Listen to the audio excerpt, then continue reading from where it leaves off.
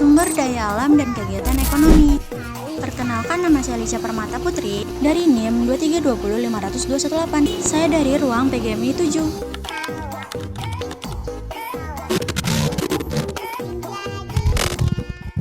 Oke, di sini saya akan membuat video tentang pembelajaran mengenai ilmu pengetahuan sosial. Sebelumnya, sumber daya alam dan kegiatan ekonomi. Di sini saya akan menjelaskan mengenai bentuk kegiatan ekonomi di masyarakat. Nah, masyarakat memanfaatkan sumber daya alam di sekitarnya untuk memenuhi kebutuhan hidupnya. Nah, untuk kegiatan ekonomi masyarakat dalam memanfaatkan sumber daya alam tersebut diantaranya seperti pertanian, peternakan, perikanan, perindustrian, dan kerajinan. Oke, baik. Di sini saya akan menjelaskan mengenai pertanian. Sebelum saya jelaskan, mari kita lihat video cuplikan ini.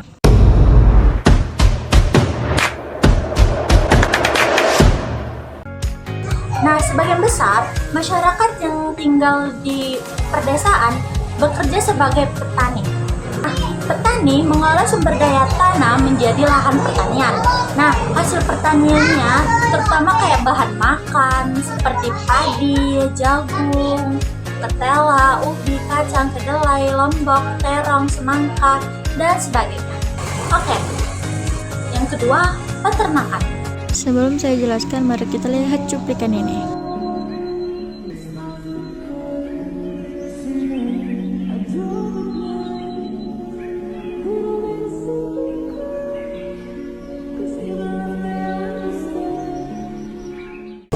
Nah, banyak warga masyarakat mengelola sumber daya hewan dengan berternak. Misalkan kayak berternak ayam, itik, burung, kambing, kerbau, sapi, dan lain-lain. Nah, hewan ternak dibuat kandang khusus pada saat-saat tertentu hewan tersebut, kayak gembala, ke sawah, dan ke sungai. Kambing, kerbau, sapi, dan kuda digembala di padang rumput. Nah, hasil peternakan bermacam-macam antara lain kayak seperti telur, daging, susu, kulit. Ternak sapi, kerbau, dan kuda bisa dimanfaatkan tenaganya, misalkan kerbau untuk membajak sawah, sapi menarik gerobak, kuda menarik delman atau andong. Yang ketiga, perikanan. Nah, penduduk yang bekerja mencari ikan disebut nelayan. Para nelayan menangkap ikan di laut. Sebagian lagi ada yang menangkap ikan di sungai dan di danau. Di samping itu ada juga penduduk yang melakukan budidaya ikan di kolam air tawar dan tambak. Hasil perikanan laut misalkan kayak teri, tangkal, cangkala, kakap, dan sebagainya. Nah, perikanan air tawar menghasilkan ikan mas, lele, nila, mujair, dan lain-lain. Sedangkan hasil tambak yaitu udang dan bandeng. Ini salah satu video hasil penangkapan ikan di sungai.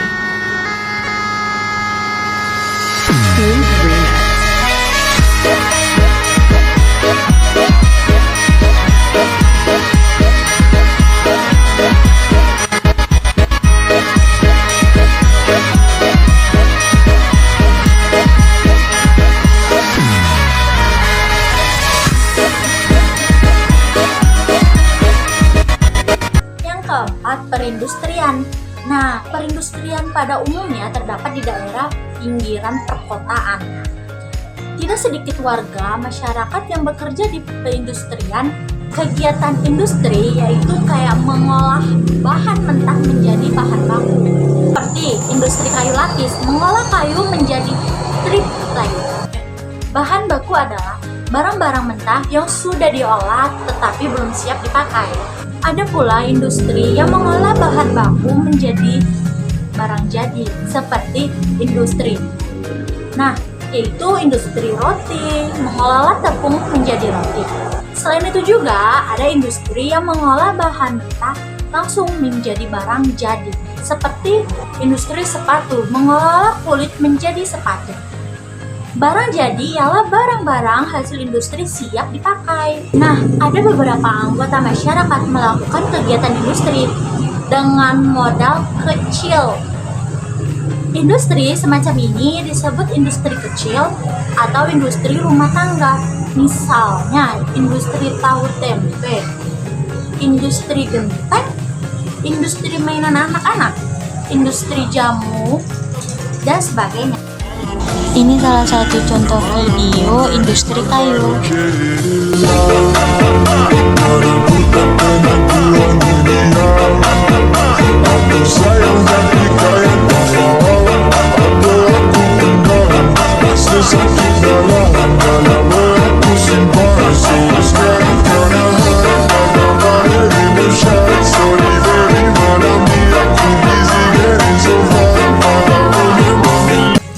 Yang kelima, kerajinan.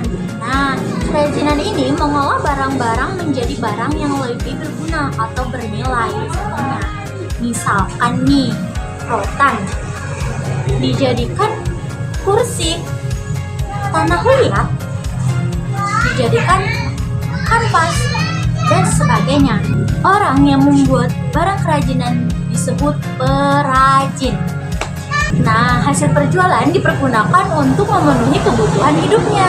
Ini contoh kerajinan dari Ini akan rotan. membuat apa? Yuk, coba kita perhatikan. Dari bahan rotan yang digunakan, mereka akan membuat kerajinan yang cantik dari berbagai ukuran rotan yang kemudian dianyam sehingga membentuk rangkaian rapi. Kerajinan seperti ini memang tidak membutuhkan bermacam bahan, namun untuk melakukan anyaman yang rapi perlu dibutuhkan keahlian. Lihatlah hasilnya, terlihat kursi cantik dan mewah.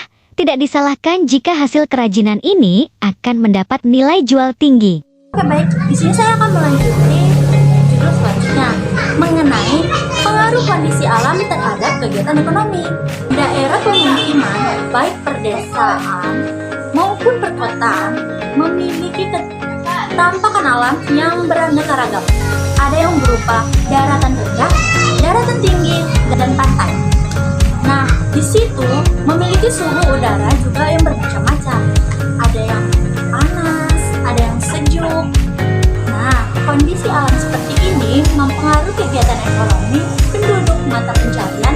Penduduk menyesuaikan dengan kondisi alam. Saya akan menjelaskan yang pertama, daratan rendah. Daerah daratan rendah banyak dialirkan sungai, tanahnya gembur, dan suhu udaranya panas. Pada umumnya, pendidikan di pedesaan melakukan kegiatan pertanian dengan cara bersawah dan budidaya ikan dan peternakan ikan. Sedangkan di bagian perkotaan, sebagian besar melakukan kegiatan perdagangan dan industri. Yang kedua, daratan tinggi. Daerah dataran tinggi berupa tanah pegunungan dan berbukit-bukit. Nah, penduduk yang berasal di perdesaan bekerja di perkebunan. Mereka menanam tanaman industri. Nah, contohnya apa nih? Nah, seperti teh, kopi, kinang, dan kakao. Selain itu juga ada yang menanam sayuran dan bermacam-macam bunga. Kenapa sih di dataran tinggi ditanami seperti itu? Karena udaranya yang sejuk dan segar. Banyak penduduk di wilayah perkotaan mendirikan usaha kayak perhotelan, tempat peristirahatan, hingga daerah pantai. Nah, daerah pantai berdekatan dengan laut. Biasa daerah pantai sebagian besar bekerja sebagai nelayan. Mereka pergi melaut menangkap ikan. Daerah pantai banyak digunakan oleh sebagian penduduk untuk usaha tambak ikan. Nah, ada juga lahan tambak garam dan sawah pasang surut. Ada bagian pantai yang digunakan untuk pelabuhan kapal, kawasan industri, dan perdagangan. Daerah tersebut menjadi perkotaan.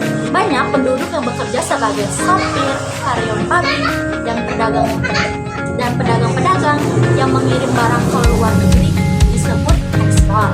Nah, pedagang yang mendatangkan barang dari luar ke negeri disebut impor. Nah, itulah pengertian dari hubungan sumber daya alam dan kegiatan ekonomi. Baik, di sini saya akan membuat game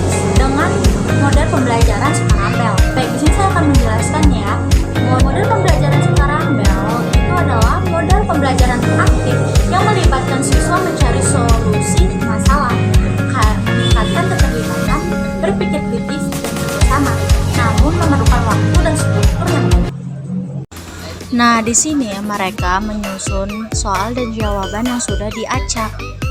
Mereka bekerja sama untuk menyelesaikan suatu tugas yang diberikan oleh guru. Setelah mereka menyusun jawaban dan bekerja sama dalam berdiskusi, maka inilah hasilnya.